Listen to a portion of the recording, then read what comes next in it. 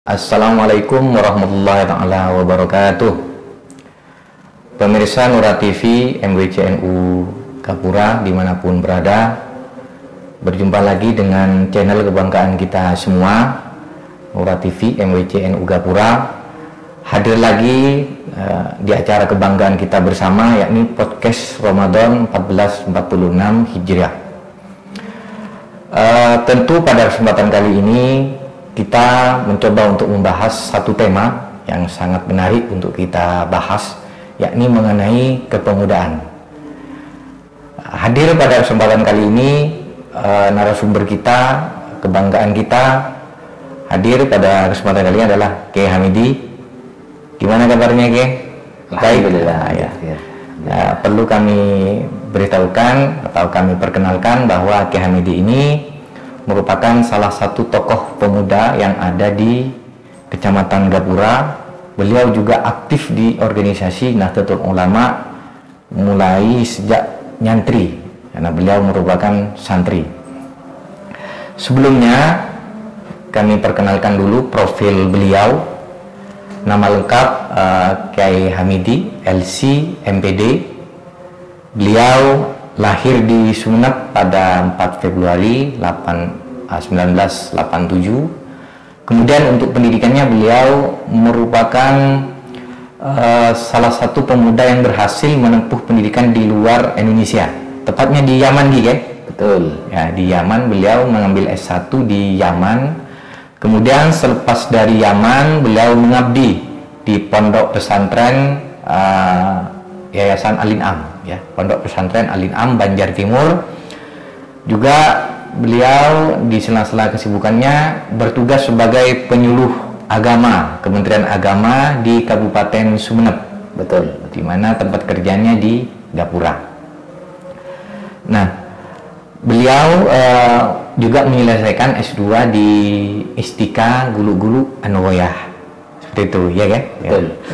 Nah, selama beberapa tahun terakhir ini beliau aktif di organisasi Nahdlatul Ulama, terutama membidangi masalah kepemudaan.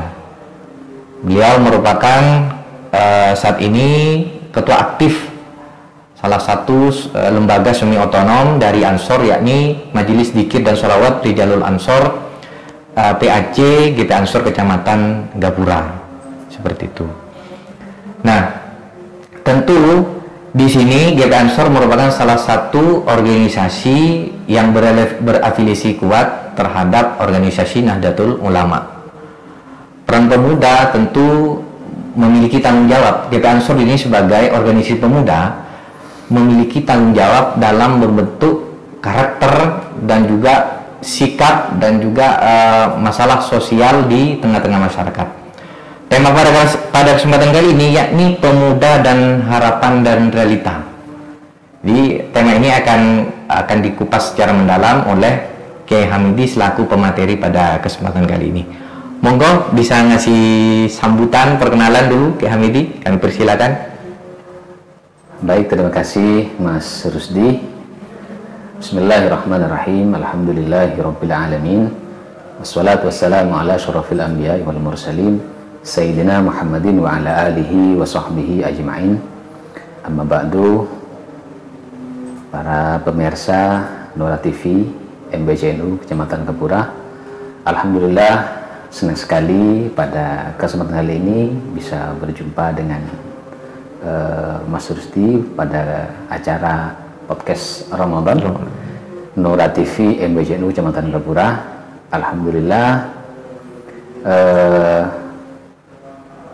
perlu bagi kita semua mengetahui bahwa pemuda ini merupakan sebuah keniscayaan untuk melanjutkan estafet atau generasi sebelumnya. Pemuda ini memiliki peran yang sangat amat penting untuk melanjutkan perjuangan dari para leluhurnya. Sehingga di awal perlu saya menyampaikan bahwa generasi yang sebelumnya itu ya harus menyiapkan generasi penerusnya. Dan generasi yang pemuda ini harus bersiap untuk melanjutkan tugas beban perjuangan yang akan dibebankan oleh generasi sebelumnya. Maka dari itu di GP Ansor Kecamatan Gapura secara umum, dan saya saat ini sebagai Ketua MDS RA Majelis Dzikir dan Sholawat Rijal Ansor memiliki tugas yang cukup berat, bagaimana ikut bahu-membahu dalam memberikan semacam pembekalan, pembinaan agar kita semua ini menjadi pemuda yang siap untuk melanjutkan perjuangan leluhur kita, guru-guru kita, dan pejuang-pejuang kita yang sudah mendahului kita. Maka dari itu penting di MDS, secara khusus saya membahas di MDS-nya, kita mengadakan pengajian kita yang diampuh oleh guru kita, kiai-kiai kita, ulama-ulama kita di Gapura, dan juga perlu kita menyiapkan segala sesuatunya agar transfer keilmuan itu bisa tersampaikan kepada para pemuda secara khusus dan masyarakat Gapura secara umum. Di semua desa yang meliputi 17 ranting di Kecamatan Gapura ini. Tema pemuda ini menjadi perlu kita bahas karena tentu ada sedikit corak dan warna perbedaan antara pemuda yang dikisahkan oleh guru-guru kita dan pemuda saat ini yang kita sebut sebagai pemuda zaman now, seperti itu ya. Zaman now sekarang ya. itu ya. Jadi yang sangat membedakan itu bukan Qurannya. Iya. Yang membedakan bukan kitabnya, tetapi yang membedakan adalah gaya hidup kita yang dipengaruhi oleh teknologi. Secara khusus ya dengan adanya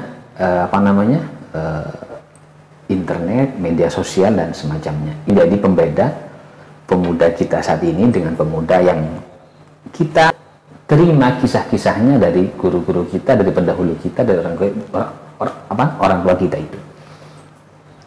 Itu secara gamblang tentang pemuda di pemuda di zaman sekarang dengan zaman yang dulu yang dikisahkan oleh Nabi, dan juga mungkin pemuda bisa dikatakan generasi sebelumnya ya. Jadi sebelum zaman gadget menyerang kita itu kan. Betul. Seperti itu. Jadi tentu tantangan organisasi Ansor sebagai organisasi yang sudah berdiri sejak juga NU berdiri ini memiliki tugas yang sangat berat dibandingkan kalau mau diasumsikan dengan keadaan dulu ya. Iya. Karena kalau dulu kan langsung berhadapan dengan pemudanya. Iya. Kalau sekarang itu lebih kepada perilaku teknologi yang kemudian berpengaruh betul terhadap karakteristik dari si pemuda ya. Iya kan? Karena itu di sini peran GP Ansor terutama MDS itu memiliki peran yang sangat vital seperti itu ya. Iya. Ya. Ini perlu saya pertegas bahwa pemuda ini menjadi harapan utama dalam keberlangsungan kehidupan yang sesuai dengan tuntunan agama, karena ada sebuah hadis itu dalam Mukhtasar Abi Jamrah, potongan hadisnya kira-kira seperti ini: sab'atun yadhilluhumullahu fi dhillihi yawma la dhilla illa dhilluh, imamun adil wa syabun nasya'a fi ibadatillah. Dalam hadis yang sempat saya kutip itu kurang lebihnya bahwa nanti di hari kiamat akan ada 7 orang yang akan mendapatkan payung. Oke, ya, ada 7 pemuda yang akan, bukan pemuda, ada 7 orang yang akan mendapatkan payung di saat orang-orang tidak mendapatkan payung, tidak untuk akan mendapatkan bisa menaungi dirinya itu. Oke. Di antara 7 itu, yang pertama adalah imamun adil, pemimpin yang bijaksana. Oke. Satu. Yang kedua, syabun nasya'a fi ibadatillah, adalah pemuda yang hidup dan berada di lingkungan untuk senantiasa beribadah kepada Allah. Oke. Nah, jadi setelah pemimpin langsung pemuda yang nomor 2 ya? Iya, berarti kan ada pemimpin langsung disusul dengan pemuda. Ini betapa sangat pentingnya kedudukan seorang pemuda. Betul ya. Itu sudah merupakan jaminan kepada pemuda itu nanti di akhirat. Nah, lebih dari itu, maka sebenarnya kuncinya satu cuma bagi seorang pemuda itu apa? Ya nasya'a fi ibadatillah. Hidup berada di lingkungan untuk melaksanakan ibadah kepada Allah Subhanahu wa ta'ala. Itu kuncinya. Nah, sekarang untuk beribadah ya tentu butuh ilmu. Butuh pengetahuan. Itu makanya harus harus dijaga betul, dikawal betul agar agar saling ada keterkaitan antara generasi generasi sepuh dengan generasi muda. Harus ada keterikatan. Yang sepuh mencetak yang lebih muda, dan yang muda itu harus siap untuk meneruskan generasi para sesepuhnya. Betul, luar biasa ya. Jadi biar nyambung, biar tidak timbul kesenjangan. Betul, ya. Nanti yang sesepuhnya bilang, wah pemuda sekarang itu nggak kayak dulu langsung jangan seperti itu sekarang. Kita harus saling ada keterkaitan, harus ada take and give lah istilahnya. Ya, siap. Ya. Saling melengkapi agar ya syiar kita itu, agama Islam itu ya, tetap tersampaikan ila yaumil qiyamah, tidak berhenti di masa sesepuh kita. Dari sini ini saya membahasakan bahwa pemuda merupakan sebuah harapan yang sangat besar untuk keberlangsungan nilai-nilai ajaran Ahlus Sunnah wal Jamaah An-Nahdliyah secara khusus di Indonesia. Di Indonesia, betul ya. Kira-kira begitulah. Makanya menjadi pemuda itu ya tidak serta-merta langsung ambil seenaknya sendiri, sesuai dengan background, latar belakang, pendidikan, kondisinya tentu tidak sama, tetapi harus memiliki satu tujuan, itu nasya'a fi ibadatillah. Hidup, tumbuh, berkembang dalam lingkungan beribadah kepada Allah Subhanahu wa ta'ala. Itu merupakan sebuah jaminan bahwa pemuda seperti itu akan menjadi generasi kedua sudah di hadis itu ya. Yeah. Pertama adalah imamun adil, yang kedua adalah syabun, pemuda. Makanya ya harus harus difikirkan, disiapkan dengan sebaik mungkin. Betul. Gitu. Jadi tidak harus tua dulu kan ya untuk dapatkan payung gitu ya sebenarnya. Jadi kita muda itu sebenarnya sudah ada bagian dapat payung juga kan seperti itu kan. Apabila sejak dari pemuda sudah ada dapat payung. Ini yang perlu ditekankan dan juga disampaikan kepada galangan muda bahwa mungkin mereka beranggap bahwa saya masih muda itu kan seperti itu kan. Iya, itu yang kemudian perlu diluruskan seperti itu kan sebenarnya. Jadi hadis itu tidak hanya membahas orang yang sudah sepuh, tidak. Hadis juga ada yang membahas ya tentang pemuda itu. Makanya orang itu kan dari anak-anak jadi remaja, terus jadi pemuda ya. Begitu. Jadi setiap fase itu harus dipersiapkan dengan sebaik mungkin agar agar tetap berada dalam koridor yang benar pada garis yang dibenarkan oleh syariah gitu. Syariat Islam terutama ya. Iya betul. Gitu. Nah, ini berkenaan dengan Ramadan ini, Pak Kiai. Jadi, bagaimana tanggapan Kiai Hamidi ini terhadap pemuda di bulan Ramadan?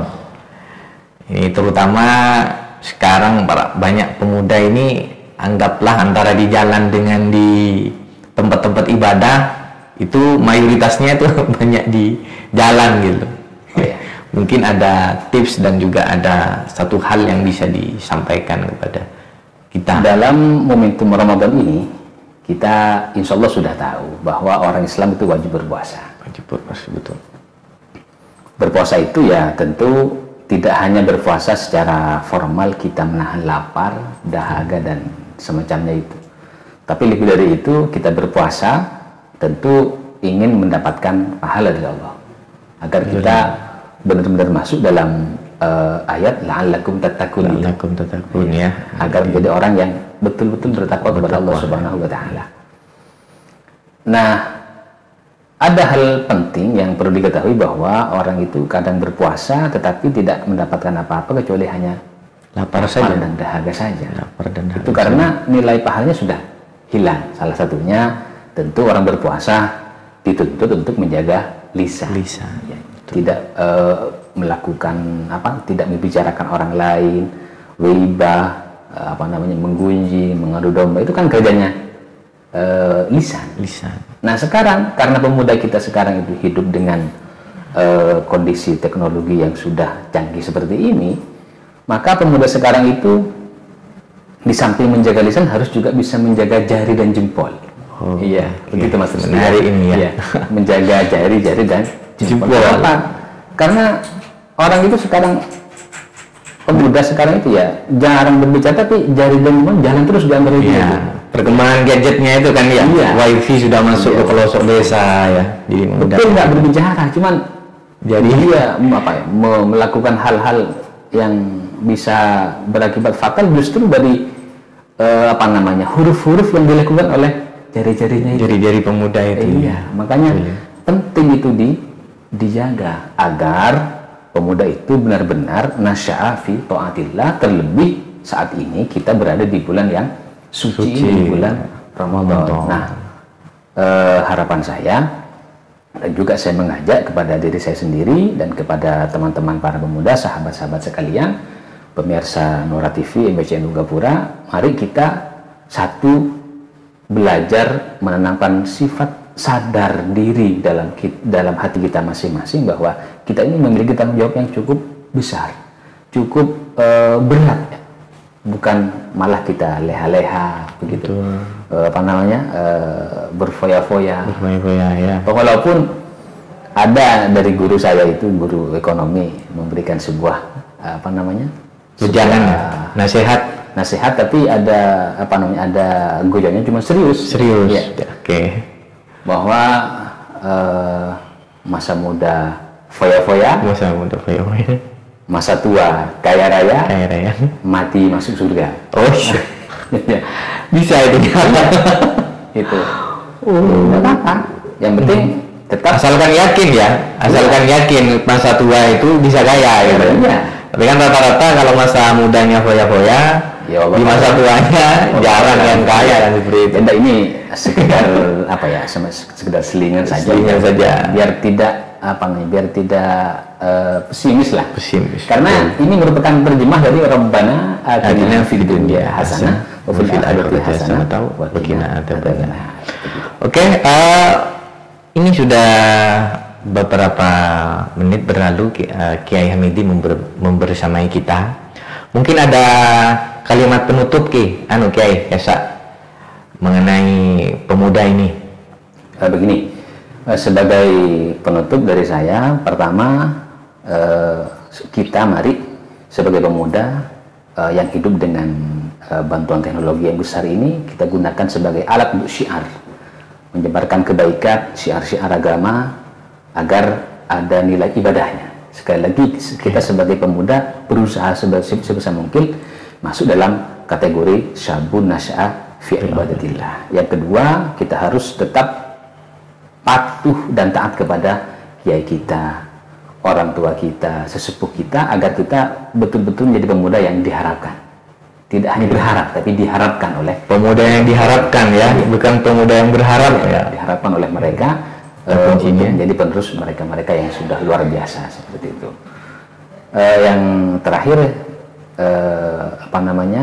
harapan dari saya bahwa kita juga harus bersungguh-sungguh menjalankan ibadah puasa ini, karena sekarang momentum puasa, jangan kita malah menjadi pemuda yang justru merusak kehormatan bulan Ramadan. Kira-kira mungkin begitu Mas Rusdi. Baik, terima kasih banyak Pak Kiai Hamidi. Wah, sebenarnya ini sangat menarik ya, membahas tentang pemuda ini tak akan ada habisnya, apalagi memang pemateri pada kesempatan kali ini adalah orang yang sangat kompeten di bidang pemuda. Beliau di samping juga masih berumur muda, beliau juga sangat aktif di organisasi kepemudaan. Namun apalah daya, kita juga dibatasi waktu, sehingga kita bisa berharap bisa berjumpa kembali dengan Kiai Hamidi di kesempatan yang akan mendatang. Mudah-mudahan masih bisa berjumpa kembali untuk membahas tema tentu yang lebih menarik lagi, lebih spesifik gitu ya. Lebih spesifik ya tentang pemudaan tetapan ya. Para pemirsa Nura TV yang berbahagia, demikian dulu untuk podcast Ramadan pada kesempatan kali ini. Semoga menjadi podcast yang manfaat dan juga barokah, khususnya untuk para orang muda ya, pemuda yang jadi tema pada kesempatan kali ini, para orang tua, para tokoh-tokoh masyarakat, terutama masyarakat di kalangan Nahdiyin yang tentu pada masa kini memiliki problem yang sama dengan kita semua, bahwa kita sepakat hal yang paling sangat kita takutkan adalah perkembangan teknologi yang kemudian banyak berpengaruh negatif ya, terutama bagi kalangan pemuda. Mungkin itu yang bisa disampaikan pada kesempatan kali ini. Kurang lebihnya kita mohon maaf. Saya dengan Kiai Hamidi mohon pamit undur. Wabillahi taufiq wal hidayah. Assalamualaikum warahmatullahi taala wabarakatuh. Waalaikumsalam warahmatullahi wabarakatuh.